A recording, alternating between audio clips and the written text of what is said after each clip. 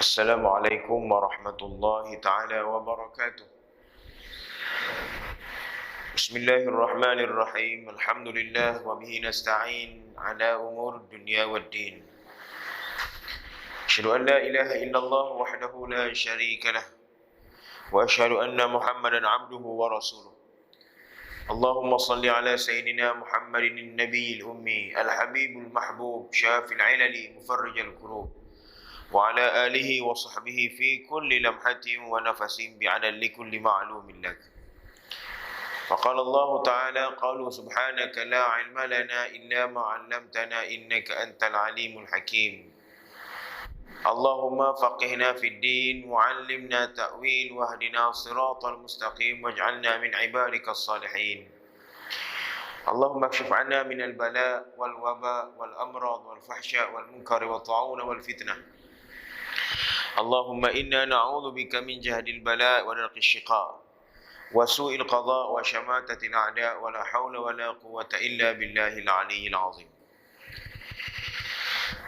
Al-Mukarram wal-Muhtaram, Ashabul Fadilah, tuan-tuan imam, pegawai-pegawai syarak, pengusi dan seluruh jawatan kuasa masjid, kepimpinan kampung dan masyarakat, tuan-tuan haji, puan-puan hajah, hadirin wal hadirat, muslimin wal muslimat, mudah-mudahan semuanya dirahmati Allah Subhanahu wa taala sekalian.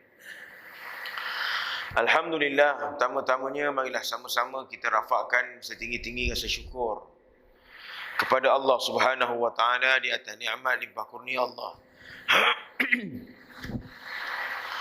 Mengizinkan pertemuan kita pada pagi ini dan dapat kita menyambung siri perkongsian ilmu kita. Mudah-mudahan apa yang akan kita kongsi pada pagi ini dikurniakan kebaikan dan manfaat oleh Allah Subhanahu wa taala insya-Allah. Dalam masa yang sama kita doa dengan Allah Taala, mudah-mudahan Allah Subhanahu wa taala kurniakan kita kesihatan yang baik, jauh daripada sebarang penyakit, jauh daripada mudarat, daripada musibah, daripada wabak, dan semoga Allah Taala kurniakan kesembuhan bagi mereka yang diuji dengan penyakit dan dikurniakan ganjaran yang baik atas kesabaran mereka insya-Allah. Selamat menyambut tahun baru Hijrah yang ke-1444. Mudah-mudahan kedatangan tahun baru kita pada tahun ini menjadikan kita lebih baik kepada Allah Subhanahu wa taala. Apa yang baik yang kita buat pada tahun 1443, teruskan dan bawalah amalan baik itu kepada tahun ini. Mana yang buruk, mana yang silap, mana yang tak betul kita buat pada tahun 1443, maka tinggalkan sebagai satu pengajaran kepada kita, janganlah kita ulang semula kesilapan dan keburukan yang telah kita buat. Dan mudah-mudahan tahun ini menjadi tahun yang baik untuk kita. Dan kita juga menjadi orang yang baik dengan tahun ini. Dan mudah-mudahan segala kebaikan yang diturunkan oleh Allah kepada tahun baru ini juga bersama-sama dengan kita insya-Allah. Tuan-tuan dan puan-puan yang dirahmati Allah Subhanahu wa taala sekalian, pada pagi ini kita sambung lagi kitab kita, masuk dosa besar yang berikutnya, dosa besar membenarkan ahli sihir dan tukang telik. Dosa besar bukan hanya kita mengamalkan sihir, bukan hanya menjadi orang yang menggunakan sihir, bukan hanya menjadi tukang telik, bukan hanya menjadi tukang nujum sahaja. Tetapi orang yang percaya membenarkan perbuatan sihir, membenarkan perbuatan kedukunan, membenarkan perbuatan telik ini juga menjadi satu kesalahan besar dan menjadi satu dosa besar.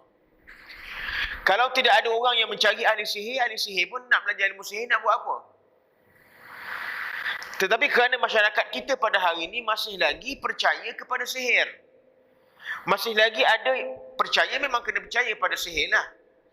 Tetapi masih lagi orang menggunakan sihir untuk melakukan pengkhianatan ataupun membuat sesuatu yang tidak baik kepada seseorang. Walaupun kita dah masuk tahun 2022, 1444 Hijrah lagi.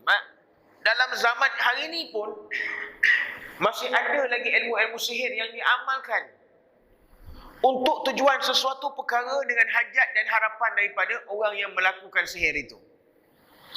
Sihir ni macam-macam jenis tuan-tuan. Tuan-tuan mungkin ada kat sini yang berpengalaman dengan ilmu sihir.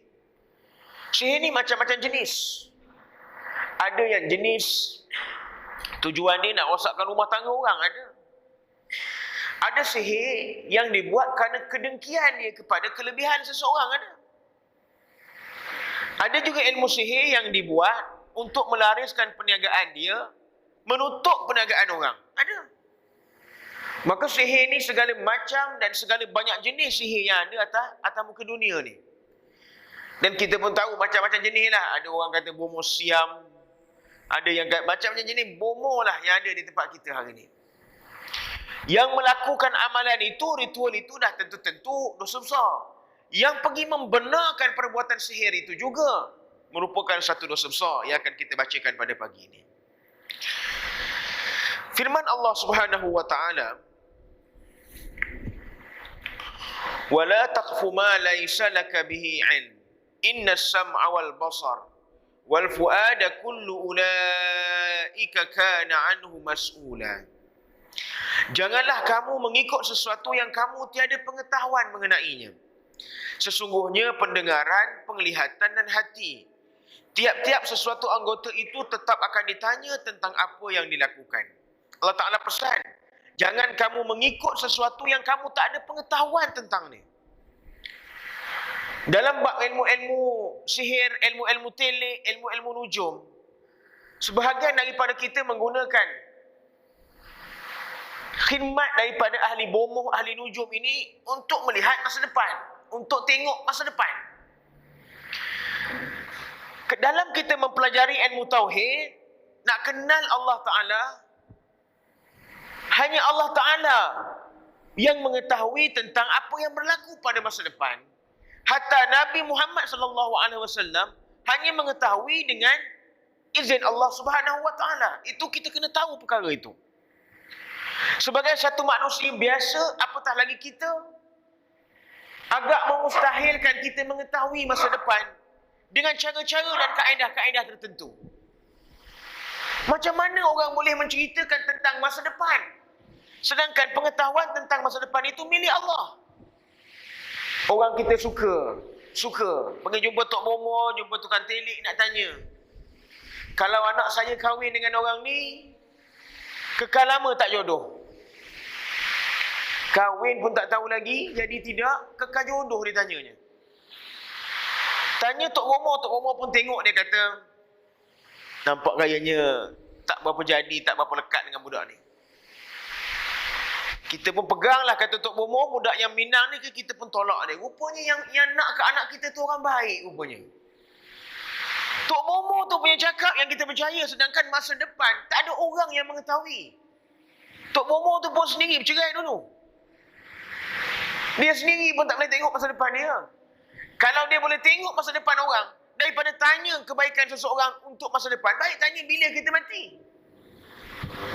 Jadi, jangan percaya kepada sesuatu benda di luar daripada pengetahuan kita ni. Tak boleh. Tak boleh. Kemudian firman Allah Subhanahu wa taala lagi, inna ba'dadh zanni its. Sesungguhnya sebahagian daripada sangkaan itu adalah dosa. Benda-benda yang bersifat sangkaan, benda yang tidak pasti, sebahagiannya melibatkan dan bersangkutan dengan dosa. Tak boleh sangka-sangka, memberi sangkaan yang tidak baik. Kita kata, itu yang kita sebut tadi, orang ni jahat. Kita pergi cek dia, kita pergi tanya Bomo kata, memang betul dia jahat. Kita sakit sebagai contoh. Tuan-tuan boleh dengar suara saya ni? Boleh ya? Kita sakit sebagai contoh. Mungkin sakit tu pergi satu klinik tak baik. Bila tak pergi satu klinik tak baik, tak ada fikir lain dah, pergi jumpa Bomo. Apa yang Bomo buat ketika itu, dia pun entah apa, dia hembuh, asap pun naik. Dia pun minta telur sikit, minta ayam sikit contohnya. Oh, kita pun percayalah. Dia pun pecah telur, pecah ayam, semua dia pecahnya. Dia pun kata, awak ni sebenarnya kena santau ni. Oh, dah mula dah tu.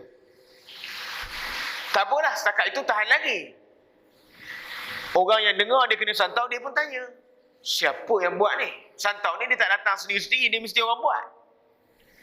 Dia kata, kalau ikut tilikan ilmu saya ni, ini bukan orang jauh. Ini main sangka ni. Ini kata sangkaan jahat ni.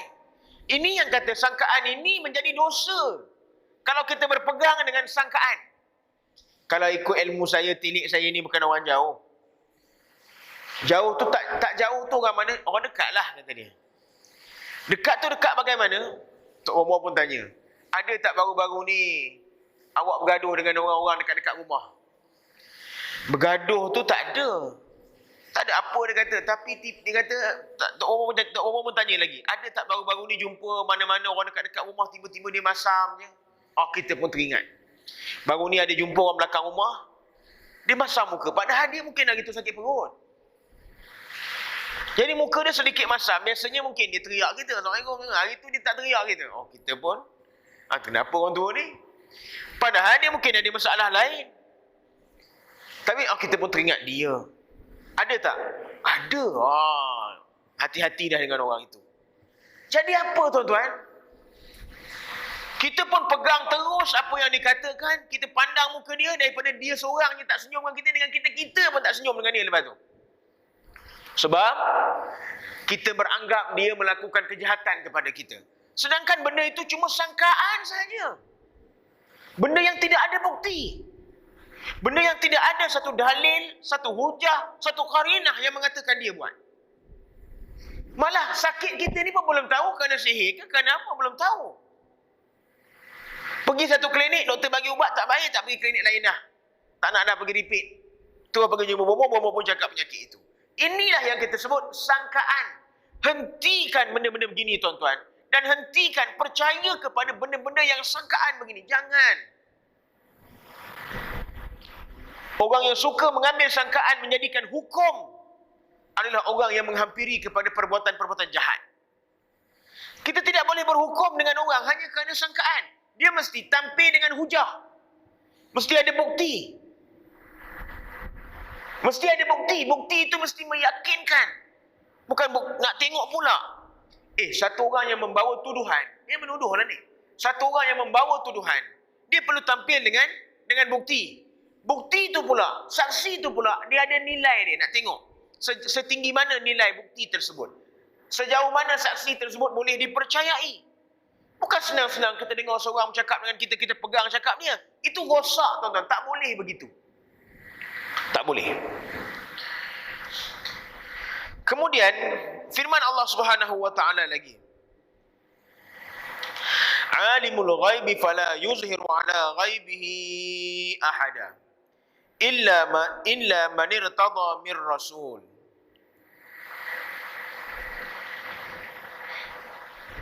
Tuhan sahajalah yang mengetahui segala perkara gaib. Dengar, Tuhan dah sebut dah. Alimul ghaibi, Allah Ta'ala sahaja yang mengetahui perkara gaib itu. Apa perkara gaib? Apa dia perkara gaib? Tentang masa depan, itu perkara gaib. Allah Ta'ala je yang tahu perkara gaib ni. Masa depan itu adalah perkara gaib. Allah Ta'ala sahaja yang mengetahui perkara gaib itu. Benda yang tak boleh dilihat oleh mata kasar, maka kita panggil gaib. Bila gaib, pengetahuan tentang perkara gaib itu milik Allah, bukan milik manusia. Hatta Nabi SAW dalam sebuah hadis yang sangat biasa kita dengar, bila mana Jibril AS dalam bentuk seorang lelaki datang berjumpa dengan Nabi SAW, bertanya beberapa soalan, dan di antara soalan yang ditanya kepada Nabi apa? Mata sa'ah, bila berlakunya kiamat? Kiamat itu benda yang tak berlaku lagi, benda akan datang. Walaupun benda itu yakin dan pasti akan berlaku, tapi malaikat ni tanya bila. Malaikat tanya bila. Dan dia tanya itu bukan tanya orang kampung biasa, bukan dia tanya EJK biasa-biasa. Dia tanya itu Rasulullah. Dia tanya itu Nabi Allah. Apa jawab Nabi? Orang yang ditanya lebih mengetahui daripada orang yang bertanya lebih mengetahui daripada orang yang ditanya. Menunjukkan apa?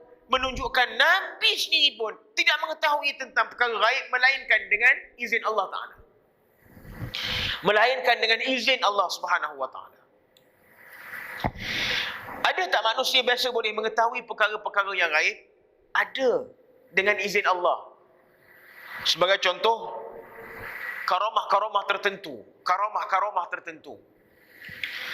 Sayyidina Umar Al-Khattab, dia bukan orang biasa-biasa, bukan orang yang duduk rumah pakai seluar pendek tiba-tiba dia dapat karamah. Dia ada beberapa perkara tuan-tuan disebut karamah. Karamah ni apa? Perkara luar biasa yang berlaku kepada seseorang yang kita tahu kesalehannya. Dia orang baik, dia soleh, dia orang bertakwa kepada Allah, dan perkara pelik itu, perkara luar biasa itu berlaku kepada dia, maka kita percaya. Sebagai contoh, Sayyidina Umar Al-Khattab radhiyallahu anhu. Satu hari Sayyidina Umar Al-Khattab menghantar satu pasukan tentera yang berperang di luar daripada Madinah. Dia hantar pasukan tentera berperang luar pada Madinah. Jadi selepas dihantar pasukan tentera pergi berperang di luar pada Madinah, satu hari dia berkhutbah. Dia di Madinah, tentera di luar Madinah jauh. Satu hari Sayyidina Umar sedang menyampaikan khutbah. Ketika mana dia sedang berkhutbah, Allah Ta'ala memberi dia satu karamah. Penglihatan dia bukan melihat orang di depan dia yang mendengar khutbah, tapi penglihatan dia melihat pasukan tentera dia yang sedang berperang di luar Madinah. Itu Sayyidina Umar. Malah dia dapat melihat the whole kawasan peperangan itu, war area tu. Dia dapat melihat seluruh kawasan perang itu. Dia nampak daripada tepi, nampak daripada depan, nampak daripada belakang, nampak daripada segala sudut. Ketika mana Allah Ta'ala memberi karamah penglihatan ketika itu. Dan bila mana dia melihat tenteranya yang sedang berperang dan dia nampak di mana serangan musuh, dia tahu di mana tentera yang tidak bersedia, dia tahu ketika itu. Maka dia pun mengeluarkan arahan. Dia mengeluarkan satu suara berbentuk arahan lah. Kanan, kiri mungkin. Dan apa yang lebih, kita kata karamah, suara Umar Al-Khattab itu didengar oleh tenteranya di medan perang. Suaranya didengar di medan perang. Tapi itu perkara gaib tu, gaib. Dua tempat yang berbeza. Itu perkara gaib. Tetapi dengan izin Allah, kepada orang yang kita tahu dia ni orang hebat. Dia ni orang yang dekat dengan Allah. Sayyidina Umar Al-Khattab, 10 orang yang dijamin syurga. Apa yang kita tak percaya? Dia orang hebat. Pernah juga satu ketika mana Mesir, tuan tahu Mesir kan? Di Mesir itu ada satu sungai yang cukup popular, iaitu sungai Nil. Tuan-tuan di sini mungkin ada yang pernah pergi Mesir. Sungai Nil pernah kemarau, pernah kering airnya. Sungai Nil itu yang sungai terpanjang di dunia pernah kering airnya. Menyebabkan pemerintah Mesir ketika itu, kalau tak salah saya, Amru bin Al-As pada ketika itu, kalau tak silap saya. Amru bin Al-As menjadi pemerintah, menjadi gubernur di Mesir pada ketika itu, pening kepala. Sungai Nil menjadi sumber kepada ekonomi penduduk di Mesir. Nak siram pokoknya, pada tanamannya, pengairannya, maka dia jadi sumber penting. Maka apa yang dibuat tuan-tuan, dia tulis surat pada khalifah daripada Mesir kepada Umar Al-Khattab di Madinah memaklumkan tentang sungai Nil yang kering pada ketika itu. Apa yang dibuat oleh Sayyidina Umar pada ketika itu tuan-tuan, bila mendapat surat daripada gubernur Mesir ketika itu, dia pun bila dia baca je surat daripada gubernur Mesir, dia pun menulis surat untuk menjawab permintaan daripada gubernur Mesir. Tapi surat yang ditulis oleh Umar Al-Khattab ketika itu bukan untuk gubernur Mesir, tetapi surat itu ditulis untuk Sungai Nil.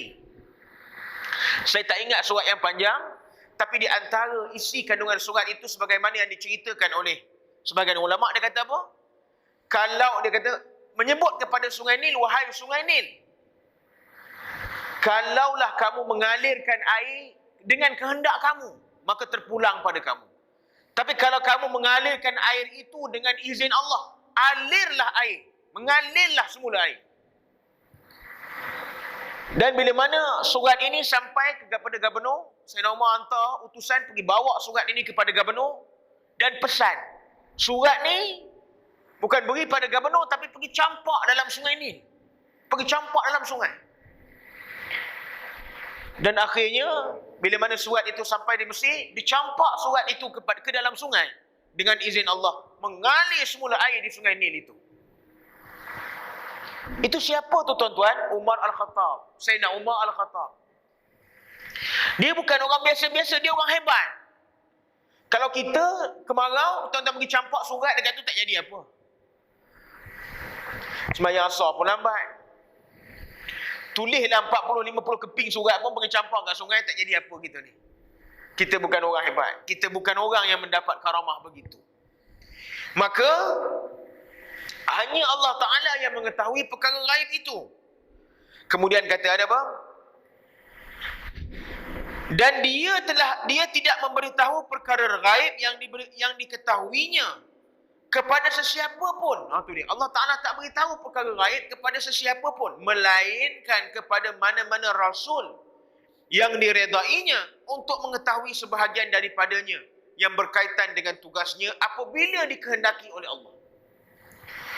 Hatta Nabi dan para Rasul yang diutuskan oleh Allah Ta'ala juga perlu dengan izin Allah, perlu Allah Ta'ala beri izin kepada dia, barulah dia dapat mengetahui perkara gaib. Tiba-tiba manusia biasa zaman ini boleh tahu perkara gaib.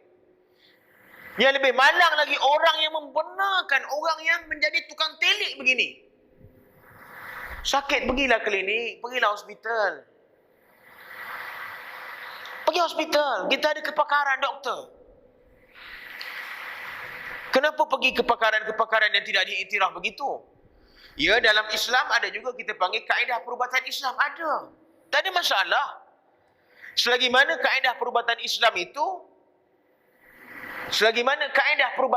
itu di atas landasan syarak, silakan. Malah Nabi SAW sendiri dalam beberapa hadis juga mengajar kita cara perubatan. Dalam sebuah hadis Nabi SAW dalam kitab Ad-Dinun Nasa'i wal Wasiyatul Iman, pesan agama dan wasiat iman, kata Nabi apa? Kalimah zikir la haula wala quwata illa billahil aliyil azim itu sebagai perubatan. Saya merumuskan daripada hadis itu. Kalimah la haula wala quwata illa billahil aliyil azim itu kata Nabi dalam hadis sebagai kalimah perubatan untuk merawat 99 penyakit. Nabi sebut hadis. Tis'ah wa tis'in. 99 penyakit. Dengan kalimah la haula wala quwata illa billahil aliyil azim. Dan kata Nabi, penyakit yang paling ringan dalam kalangan 99 penyakit itu penyakit apa? Penyakit murung, kata Nabi. Dia disebut dalam hadis, jelas. Penyakit murung. Kalimah la haula wala quwata illa billahil aliyil azim itu kata Nabi sebagai kalimah untuk merawat 99 penyakit. Dan penyakit yang paling ringan dalam 99 itu penyakit murung. Penyakit murung ni penyakit apa tuan-tuan? Tak mau cerita panjang-panjang, kalau kita hari ni kita sebut sakit mental. Mental illness. Di tempat kita sakit mental ni sakit ringan ke sakit berat? Oh, sakit berat tuan-tuan jangan buat pasal. Dia ada lesen punya. Bukan lesen kereta. Lesen bunuh pun ada. Kalau dia buat satu kesalahan, dengan bila mana dia telah, doktor diagnose dia mempunyai mental illness, sakit mental. Kalau dia melakukan satu kesalahan yang berat pun, undang-undang ataupun hukuman yang dikenakan kepada dia berbeza dengan orang yang waras.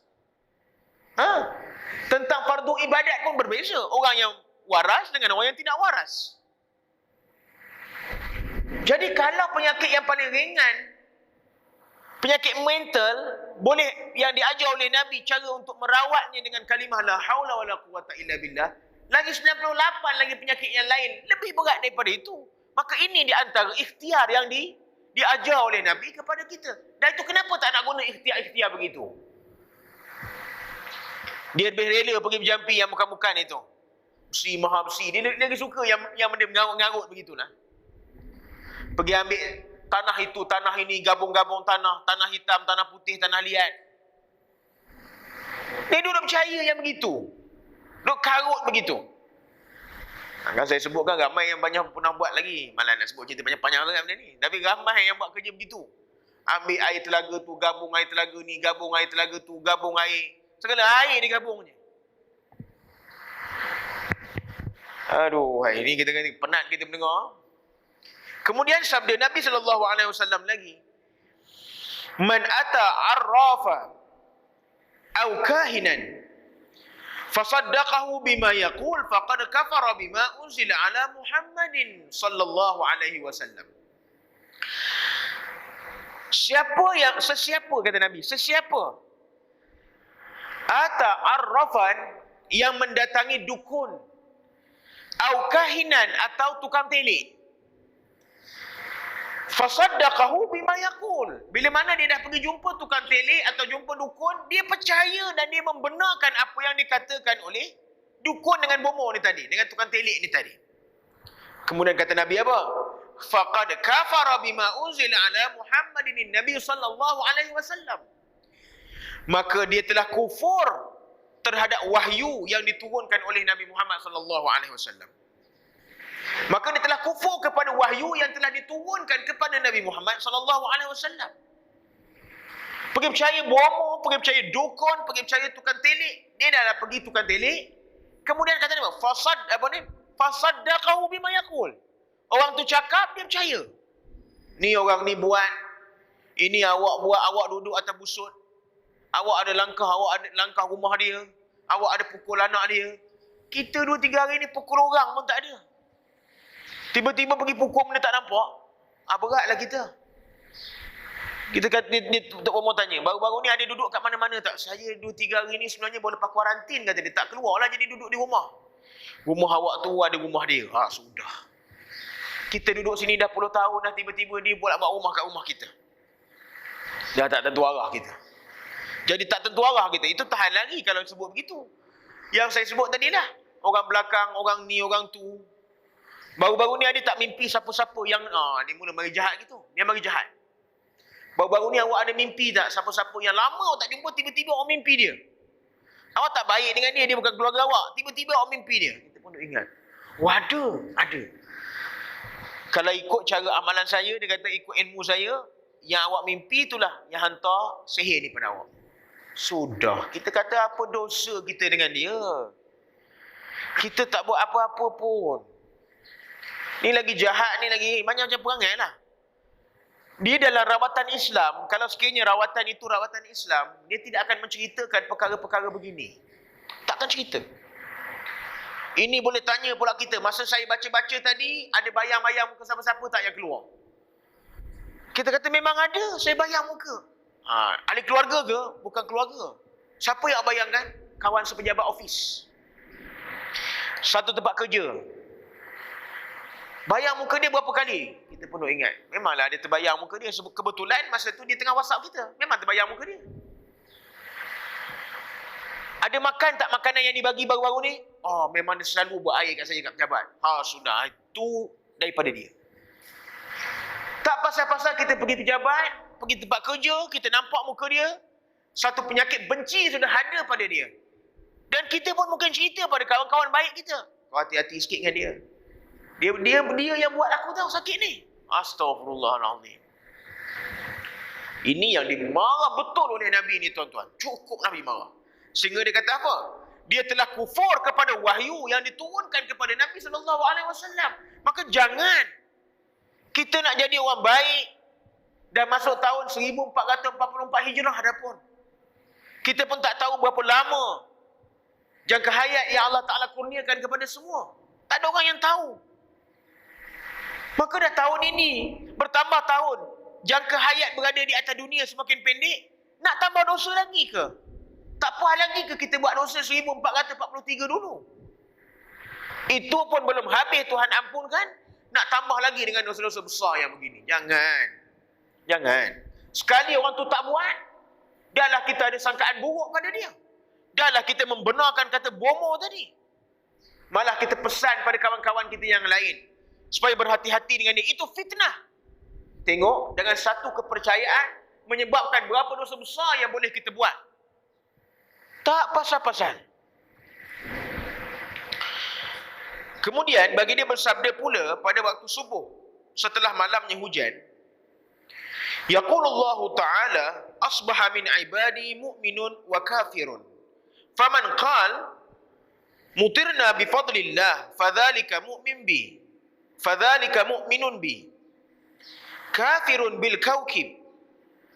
Wa man qala mutirna binau'i kadza fadhalika kafirun bi mu'minun bil kawkab.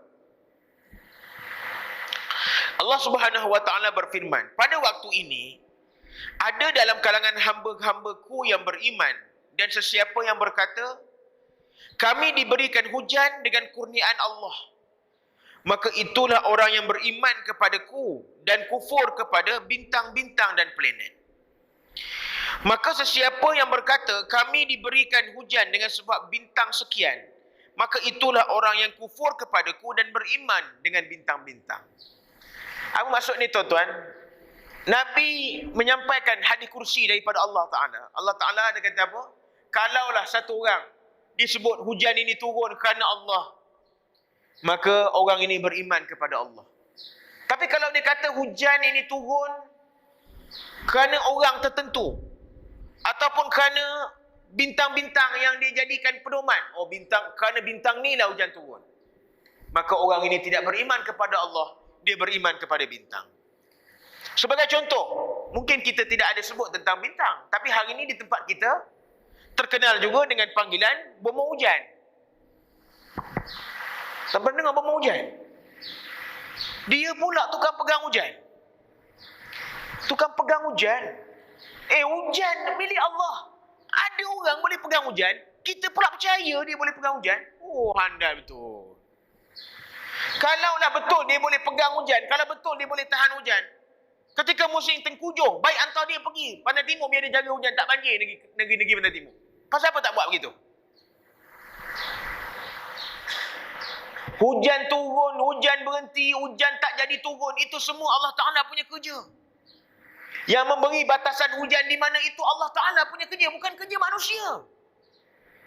Lebih dahsyat orang yang percaya dengan perangai-perangai ini. Dia tangan duduk dalam kocek.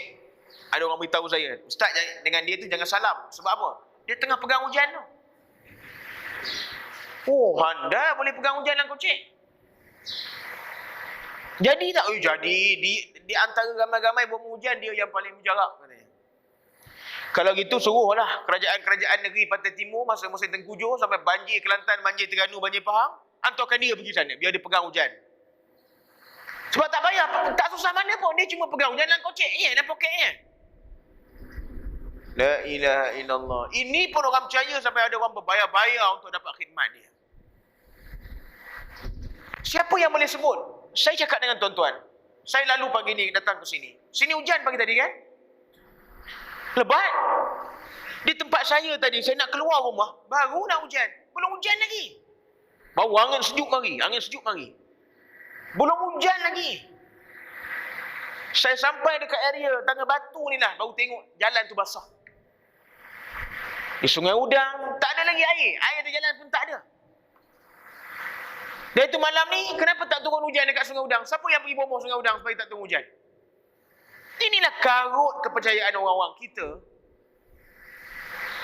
Nak kenuri musim hujan dah susah hati. Tuan rumah buat bajet, daging catering berapa, kemah berapa, apa semua-semua dah buat bajet. Ada tambah 350. Bayar bomba hujan. Hentikanlah perbuatan ini tuan-tuan. Perbuatan ini tidak ada orang yang boleh menahan hujan, yang berpandukan hujan dengan orang. Itu kan kerja Tuhan, kerja Allah. Siapa yang beriman dengan Allah Ta'ala yang menurunkan hujan, disebut sini, maka orang ini beriman kepada Allah. Tapi kalau dia kata hujan turun, hujan tak turun kerana ada kuasa lain, dia beriman dengan kuasa itu, dia kufur pada Allah Ta'ala. Dia kufur pada Allah, dia beriman dengan kuasa yang baru itu. Mana ada manusia yang boleh berkuasa dengan cara begitu. Satu lagi hadis. Man ata arrafan fas'alahu an syai'in fasaddaqahu lam tuqbal lahu salatun arba'ina yauman, kata Nabi. Siapa yang mendatangi tukang ramal, tukang tilik, tukang ramal, lalu bertanya kepadanya tentang sesuatu. Dia datang jumpa dengan ahli nujum, tukang ramal ini, kemudian dia tanya sesuatu masalah yang dihadapi. Kemudian orang ni jawab, tukang ramal, tukang nujum ni jawab. Selepas dia mendengar jawapan daripada tukang nujum tadi apa? Fasaddaqahu. Dia percaya cakap tukang ramal, tukang nujum ni tadi.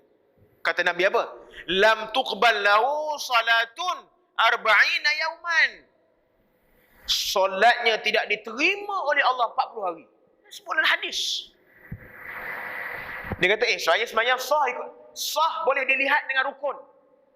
Boleh dilihat dengan syarat. Soal terima tak terima itu kerja Allah. Angkat. Itulah hadis-hadis yang semayang diangkat. Paras lutut hempah balik, angkat paras kepala hempah balik. Inilah bendanya. Kalau orang yang percaya ini 40 hari tuan-tuan, ibadat semayang dia, yang dia lakukan penat, kalau dia bangun malam, kalau dia semayang sunat, satu si habuk Tuhan tak terima. Cari penyakit ni buat apa? Cari penyakit ni buat apa? Kemudian hadis akhir, sabda Nabi SAW lagi. Man iqtabasa syu'batun minan nujum, iqtabasa syu'batan minas sihr. Siapa yang mengambil suatu cabang daripada ilmu bintang, ilmu nujum, dia telah mengambil suatu cabang daripada ilmu sihir. Ni, dia mengambil ilmu tentang ilmu bintang. Apa maksud ilmu bintang? Itu yang kita sebut. Ada orang kata kalau nak menikah, jangan menikah bulan Safar, nanti bercerai. Ni nujum lah ni. Kalau nak beranak, jangan beranak bulan Safar. Nanti anak ni jadi sial. Apa pula anak tu jadi sial? Yang percaya tu yang tak sihat ni. Mana boleh bintang menentukan sesuatu perkara. Dia ambil ilmu bintang, ilmu pengetahuan menjadikan bintang sebagai dasar ketentuan nasib itu.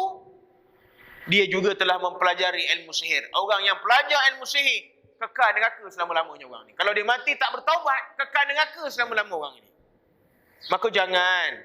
Sebab itu banyak kali saya sebut dengan tuan-tuan, jangan percaya, jangan berpegang dengan benda-benda yang karun. Dengar bunyi burung, itu tanda orang nak mati. Dia bagi begitu. Oh, malam tadi bunyi burung hantu. Mana? Kuat, bunyinya kuat. Bunyinya macam dekat. Kalau bunyi dekat, kata bini dia, itu tanda orang jauh nak mati. Kalau bunyinya macam jauh, itu tanda orang dekat nak mati. Tuan-tuan, burung hantu memang bunyi waktu malam. Dia jarang burung hantu bunyi waktu siang. Memang itu dia bunyi malam. Sebab dia menjaga malam. Lepas itu orang kata, kau ni burung hantu. Burung hantu tu maknanya dia menjaga malam. Kemudian bila dia dengar bunyi gagak dekat rumah dia, siapa pula nak mati ni? Mudah betul main hukum main burung je. Senanglah begitu tuan-tuan, main burung je. Burung tu sendiri pun dia tak tahu dia mati bila. Inilah kita kata kekarutan, kepercayaan karut marut dalam masyarakat kita. Maka hentikanlah perbuatan ini tuan-tuan, kerana perkara gaib itu milik Allah, melainkan dengan izin Allah, barulah pengetahuan itu boleh berada dengan seseorang. Maka hentikan percaya kepada benda-benda ramalan. Jangan hadir ataupun jangan mendatangi tukang-tukang nujum, tukang-tukang ramal, tukang-tukang sihir ini, dukun bomoh yang karut marut, jangan hadir. Kerana perbuatan itu menyebabkan kita menjadi orang yang melakukan dosa-dosa besar kepada Allah Subhanahu wa ta'ala. Wallahu a'lam. Mudah-mudahan kita berhenti dulu setakat ini. Sedikit perkongsian kita pada pagi ini, mudah-mudahan memberi manfaat yang baik kepada kita. Yang baik semuanya daripada Allah, yang tidak baik itu lemah jahil dhaif diri saya sendiri. Aqulu qawli hadza wa nastaghfirullahal azim li wa lakum. A'udzubillahi minasyaitonir rajim. Bismillahirrahmanirrahim. Alhamdulillah wassalatu wassalamu ala Rasulillah sayyidina Muhammad wa ala alihi wa sahbihi ajma'in. Allahumma anfa'na bima 'allamtana wa 'allimna ma yanfa'una wa zidna 'ilma. Allahumma ij'al jam'ana hadza jam'an marhuma wa tafarruqana min ba'dihi tafarruqan ma'suma wa la taj'al fina wa la yatba'una shaqiyyan wa la mahruman wa la matruda. Allahumma rabbana atina fid dunya hasanah fil akhirati hasanah wa qina 'adzabannar. Sallallahu ala sayyidina Muhammadin wa ala alihi wa sahbihi wa baraka wa sallam. Walhamdulillahi rabbil alamin. Taqabbalallahu minna wa minkum. Wabillahi taufiq wal hidayah. Assalamualaikum warahmatullahi wabarakatuh.